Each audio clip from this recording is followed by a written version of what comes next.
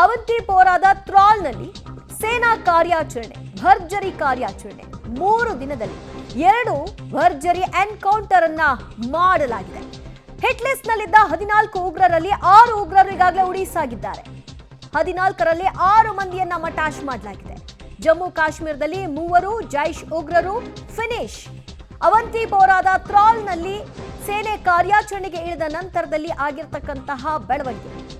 3 ದಿನಗಳ ಅಂತರದಲ್ಲಿ 2 ಭರ್ಜರಿ ಎನ್ಕೌಂಟರ್ ಅನ್ನ ಮಾಡಿ ಮುಗಿಸಲಾಗಿದ್ದು, ಹಿಟ್ ಲಿಸ್ಟ್ ನಲ್ಲಿದ್ದಂತಹ 14 ಉಗ್ರರು ಹಲವಾರು ಭಯೋತ್ಪಾದಕ ಕೃತ್ಯಗಳಲ್ಲಿ ಭಾಗಿಯಾಗಿದ್ದಂತಹ ಇವರುಗಳ ಹೆಡೆಮುರಿ ಕಟ್ಟುವಂತಹ ಕೆಲಸವನ್ನ ಸೇನೆ ಮಾಡಿದೆ.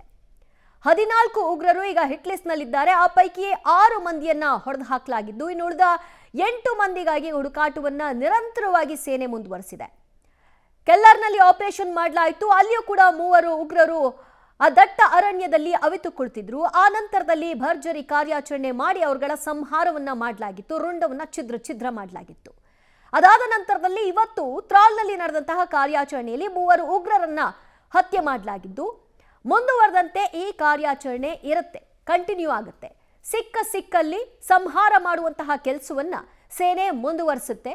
ಹಿಟ್ ಲಿಸ್ಟ್ ನಲ್ಲಿದ್ದಂತಹ 6 ಮಂದಿ ಹಲವಾರು ಭಯೋತ್ಪಾದಕ ಕೃತ್ಯಗಳಲ್ಲಿ ಜಗತ್ತಿಗೆ ಬೇಕಾದಂತಹ ಈ ಉಗ್ರರು ಅಲ್ಲಲ್ಲಿ ಅವಿತು ಕುಳಿತು ಭಾರತಕ್ಕೆ ಆಗಿಂದಾಗೆ ಸಮಸ್ಯೆಗಳನ್ನ ತಂದಿಡುವಂತಹ ನಿಟ್ಟಿನಲ್ಲಿ ಕೆಲಸಗಳನ್ನ ಮುಂದುವರಿಸಿದ್ರು.